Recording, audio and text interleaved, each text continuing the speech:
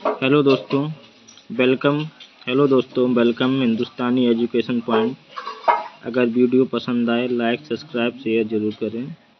आज का टॉपिक रहेगा राष्ट्रीय पाठ्यचर्या की रूपरेखा 2005 नेशनल कैरिकुलम फ्रेमवर्क एनसीएफ 2005। तो आइए आज हम बात करते हैं राष्ट्रीय पाठ्यचर्या की रूपरेखा 2005। ये बहुत ही महत्वपूर्ण टॉपिक है। इसमें से आपको ज़्यादा से ज़्यादा क्वेश्चन देखने को मिल सकते हैं। आइए जानते हैं आइए इसी के साथ चलते हैं। एनसीएफ 2005। एनसीएफ 2005 की फुल फॉर्म क्या है? National curriculum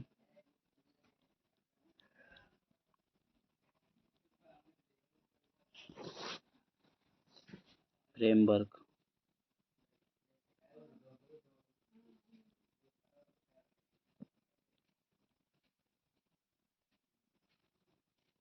national curriculum framework Hindi में बोले तो राष्ट्रीय पाठ्यचर्या रूपरेखा 2005।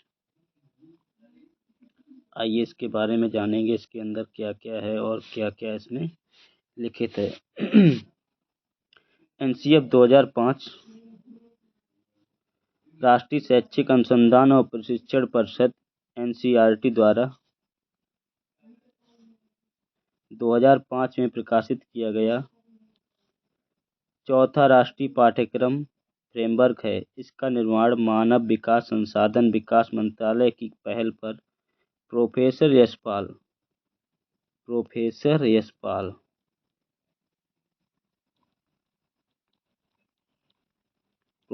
यशपाल की अध्यक्षता में किया गया। यह पाठ्यचर्या भारत में स्कूलों के लिए पाठ्यक्रम, पाठ्य पुस्तकों और शिक्षक प्रथाओं के लिए एक दिशा निर्देश के रूप में कार्य करता है। यह एक प्रकार का दस्तावेज है जिसमें 5 अध्याय हैं। इस रूपरेखा में कक्षा 1 से 12 तक की पाठ्यचर्या की प्रस्तुत की गई है। एनसीएफ 2005 का अनुवाद संविधान की 8वीं अनुसूची में दिया गया है। कौन सी अनुसूची? 8वीं अनुसूची।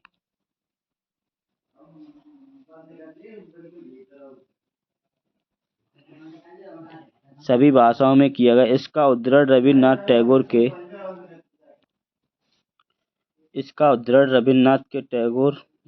टैगोर के निबंध सभ्यता और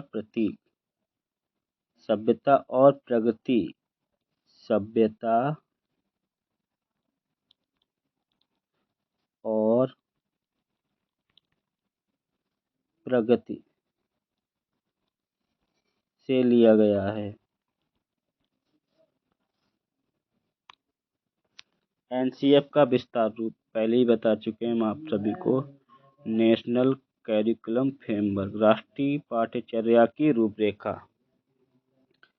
एनसीएफ का प्रमुख सूत्र ये है कि शिक्षा बिना बोझ के बच्चों का सर्वांगीण विकास किया जाए और बच्चों को ऐसी शिक्षा दी जाए जो उनके जीवन में महत्वपूर्ण हो। इसमें बच्चे के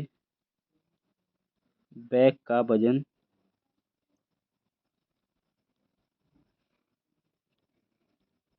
बोझ कम करना।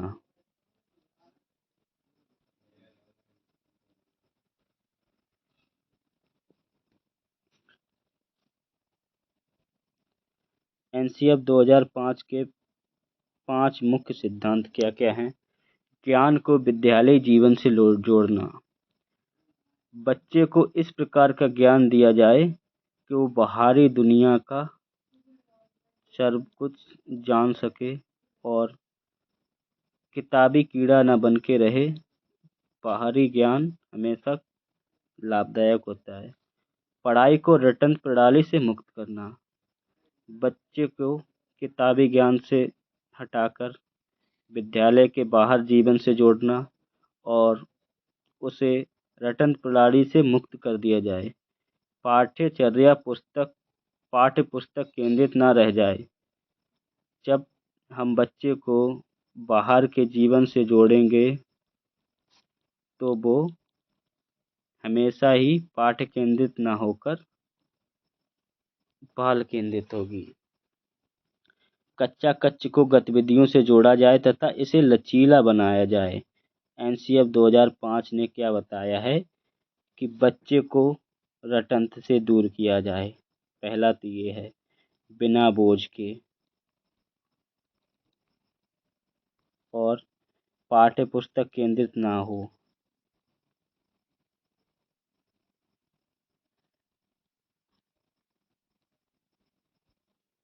और साथ ही साथ लचीला बनाया जाए। ये ना हो कि बच्चे पर थोपा जाए कि ये इतना तुम्हें करना है, बच्चे के अनुसार ही रखा जाए। तो इसमें बच्चा बहुत ही अच्छी तरह से सीख पाएगा और वो जीवन में कुछ आगे भी कर पाएगा। एक ऐसी अब अधिभावी पहचान का विकास हो जिसमें प्रजातांत्रिक राज्य व्यवस्था के अंतर्गत राष्ट्रीय चिंताएं सम्मिलित हों। एनसीएफ 2005 के अंग परिप्रेक्ष्य, सीखना व ज्ञान, पाठ्यचर्या के क्षेत्र, विद्यालय व कक्षा का वातावरण, व्यवस्थागत सुधार, इन सभी के बारे में एनसीएफ 2005 में बताया गया है।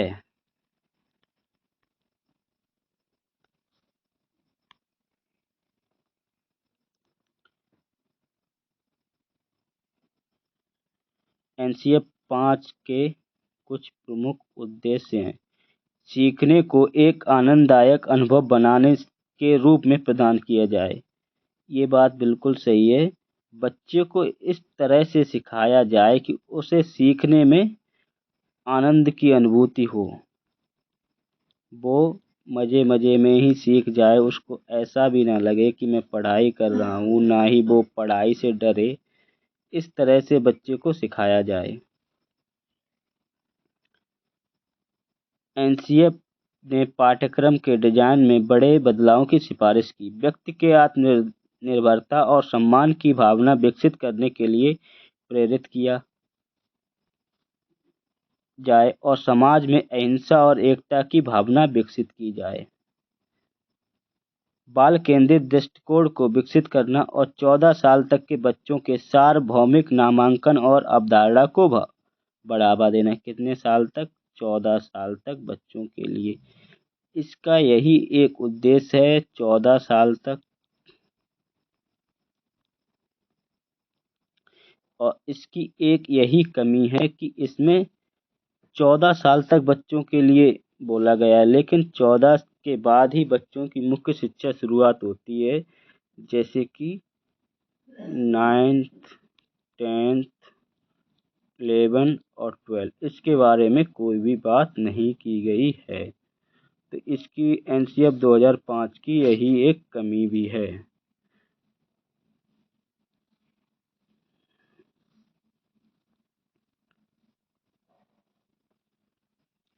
सामाजिक संदर्भ के संबंध में एनसीएफ 2005 ने सुनिश्चित किया है कि जाति, पंथ, धर्म और लिंग आदि को दरकिनार करते हुए निरपेक्षता पूर्वक सभी को एक मानक पाठ्यक्रम प्रदान करना। यानी कि कहीं पर भी ऐसा ना हो कि कोई भी जाति का बच्चा हो, कोई भी धर्म का हो, कोई लड़का हो या कोई लड़की हो, इनमें कोई भी अंतर ना किया जाए, कोई भी भेदभाव ना किया जाए। बिना भेदभाव के शिक्षा सभी को दी जाए।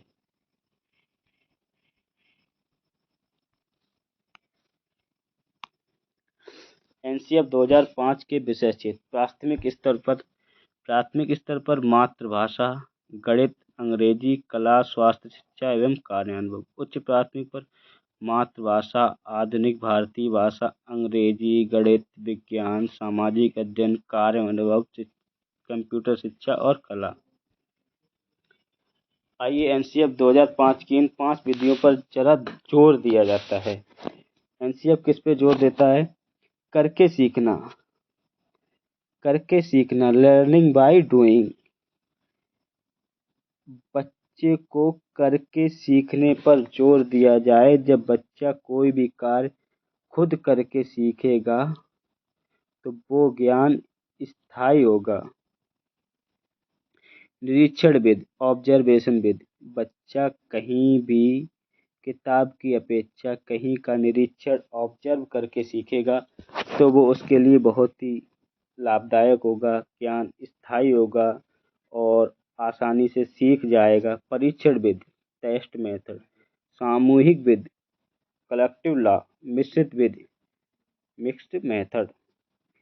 अब आप बच्चे को क्या सिखाना चाहते हैं? जैसे कि आप बच्चे को जंगल के बारे में बताना चाहते हैं कि जंगल क्या है, इससे हमें क्या लाभ हैं, जंगल से हमें क्या मिलता है, लकड़ी कहाँ से आती है। तो हम उसका ऑब्जर्वेशन करेंगे, निरीक्षण करेंगे।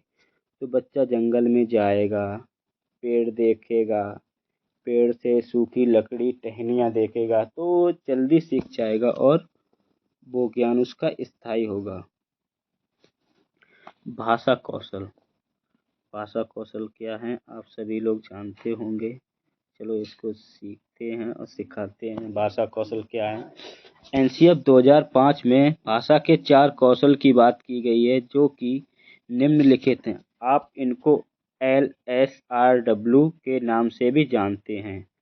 L for listening, S for speaking, R for reading, W for writing. सबसे पहले बच्चा क्या करता है? सुनता है, सुनता है, उसके बाद बोलता है, फिर पढ़ता है, फिर लिखता है। इसे हम क्यों कहें तो सुबोपली भी बोल सकते हैं। सुबोपली।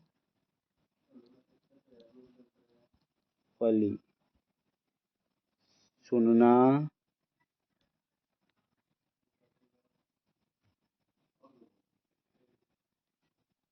बोलना, पढ़ना, लिखना।